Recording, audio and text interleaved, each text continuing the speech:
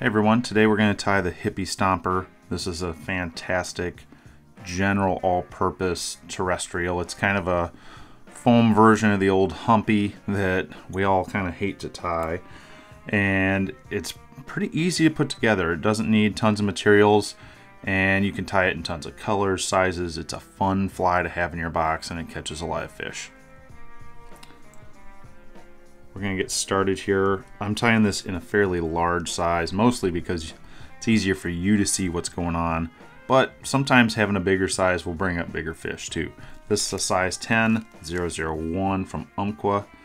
It's, you know, a value hook, but you get 50 in a pack and you can really crank out a ton of different colors, which is kind of the idea here. I'm using 6/0 Vivas in black. I'm starting at the midpoint. I'm going to wrap back to the point of the hook, trim my excess, and then wrap back to about the barb. And the first thing we're going to put in is the tail. I'm using moose body here. This is a nice huge chunk that I have, and there's a lot more in my closet, but you don't need a whole lot, but a lot of folks will use probably too few. So go heavier than you think, and then we'll subtract from there. Get my trash can ready there for all this under fuzz. I like to pull that out before you stack it. Place it in your stacker, tips down, don't forget that. Moose body doesn't need tons of stacking. It doesn't stick together if you have the good stuff. Okay. Alright, the big thing here, you know, we're kind of transitioning away from tying mayflies for the season. I'm only going to go not even quite the full shank length here. Kind of a short stubby tail. Pinch wrap, do a second one, then you can add pressure. Wrap back a little bit on it. See, it's splayed out there. Now wrap forward on top of this. These don't have to be super tight wraps. We're going to wrap back down on them again. Big thing is where you end up. I want to be about 1/3 of the shank back. So I can go maybe another wrap or so. There we go. Trim all your excess. Try not to trim your thread. It's always rule number 1, right? Okay, you can use a little bit tighter wraps here. Kind of bind that down. I'm not worried about securing it. I'm just trying to minimize the amount of bulk that's going to go on the shank back here. Next thing I'm going to grab is my foam. I'm using 2 different colored foam bodies here. I just kind of cut these out of this huge piece of foam that I got. I got a bunch of these. If you're using the fly foam, the Wapsi stuff, make sure you're using the thinner pieces that come in these packs. The thick stuff's just too much. These are a little bit thicker, but since it's a large size fly, I figured that'd be okay. The traditional color is red with black on top, but you can play with these. Purple works great, lime works great. I'll probably be experimenting this year with peach. You know, peach hoppers have been huge for us. So to get these started, I trim a little triangle here in each one.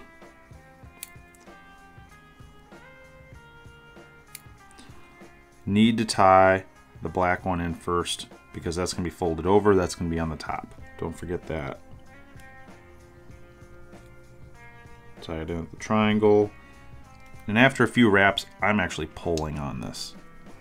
I want to kind of stretch it, thin it out.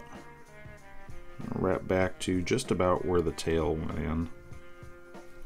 You could tie these in at the same time. You can. I just find I get a little bit better binding tying them in separate. Okay, I'm going to rotate, take a look. One thing you can do is fold these up. See, there's still a gap between the foam and the tails. So I want to keep wrapping back a little bit further.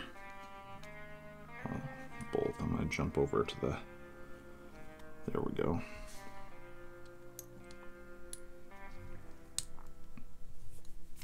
There we go, much better. Pretty even. Fine down on these. Again, you're trying to minimize some of the bulk. It doesn't need to be enormous up here. And then I'm going to wrap back to that third of the shank hook. Traditionally, this was tied with plain old Flashabou. We're going to do this one in holographic. This is red. Grab about 4 strands.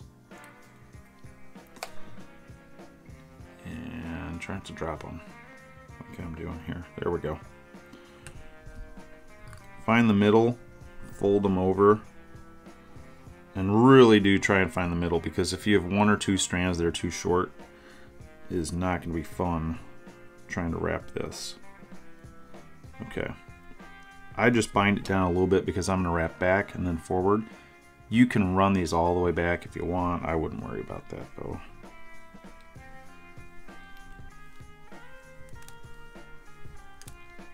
Right.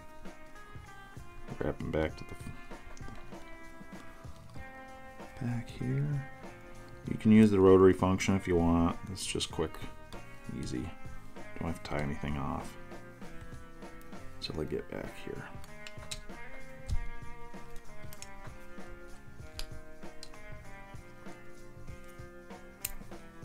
Okay, get rid of your excess there. Check that everything still looks good. Now the temptation here, of course, is to start tying in your foam, but there's a lot more detail work that needs to be done. First of all, we're grabbing a grizzly hackle. This is a saddle off, I think it's probably off a pro grade. Sometimes it's tough to get those bigger sizes off the higher grades, but this is a size 10. Match the hook. Now I prep the hackle by trimming back so I get the stem exposed. This gives you a little bit more binding, a little bit less hackle everywhere. It makes getting it started pretty easy. Alright, a few wraps there. If I can find that thing, there it is. Trim your stem off. Legs, you can use tons of different legs. The traditional, I think, used kind of a barred centipede leg. You can use round rubber. I like silly legs. They move a little bit more. Pretty straightforward. You only need 1. Okay, fold it in half. Trim it. I'll do my near side first. Fold it over the thread. 2 wraps to secure it. Fold over the thread again. Bring it on the far side of the hook. Your side, 2 wraps. Okay. Now it's time for the foam. And we're doing 1 at a time again.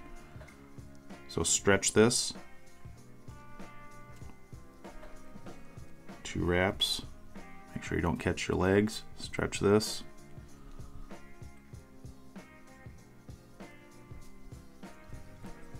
Two wraps. Now to really secure this, I'm going to fold everything back, put 3 or 4 wraps in front on just the shank. Great, looking good. It is almost time to wrap our hackle, but we need to grab a little bit of a wing here. The wing's really just for you. I'm using Parapost in white. It's going to help you see this fly on the water. Trim this down. In this big size, I'll use 2 strands. You can kind of see there's 2 pieces there. I'm putting them together. If you want, you can comb them ahead of time.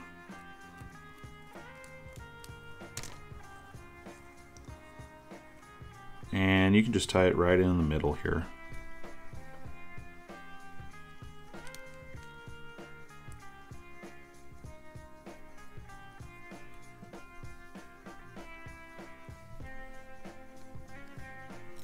I'm going to tie in front and back, really secure this thing. See how bad I'm goofing up my legs here. Not bad, not too bad. All right, this back part, I'm actually going to trim roughly even with the body.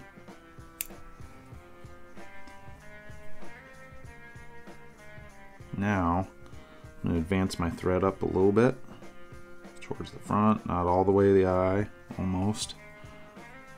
I'm gonna grab this poly yarn, try and orient my hackle.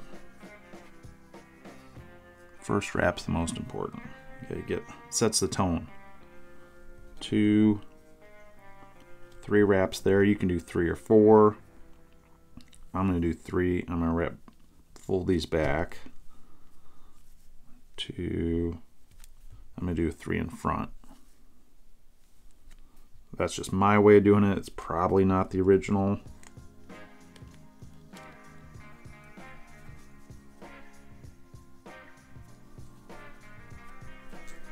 Tie that hackle off. Trim. Now here, I'm going to take that hackle in front of the foam and trim the tops. Don't trim your legs, don't trim your thread, just the hackle. All right. Now, grab your whip finish tool, fold everything back. I put about a 6-turn whip finish on there. And there we go. Now it's just a little housekeeping here and there. Trimming some hackle fibers away from the eye. All right, we can trim your foam. I like to flip the fly upside down to trim it because it gives me a better idea exactly where the eye is.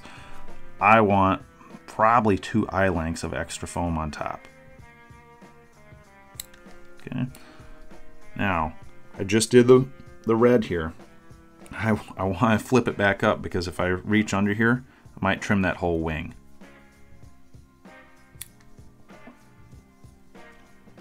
Okay, I don't like my wing to extend too much beyond the foam here. Again, that's just a visual for you. For me, I need it. Right. Next, we're going to trim the underside of the hackle, not the legs. Hold those out of the way if you can. I'm even going to grab my nice, really sharp scissors. And I'm going to cut that almost flush underneath, because you want this to sit right flat in the water. Also lets it splat down a little bit more. All right, time for the legs. Trick with the legs. Trim them longer than you think, and then go further. And then fine tune them a little bit.